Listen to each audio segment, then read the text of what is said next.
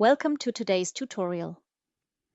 We are introducing the External User Manager Enterprise feature, which allows you to export a report of all your managed external users as a CSV file. To get started, open the External User Manager app, go to the Overview tab, and click the Export CSV button.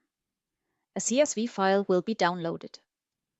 You can work directly with this file or convert it to an Excel file for better visibility. The report will contain detailed information about all users managed by External User Manager, including their names, the teams they have been invited to, who sent the request, and when it was sent. If you have any meta fields activated, such as first or last names, these will also be included in the report. And that's it. You have just simplified the work of your Microsoft admin in a few clicks.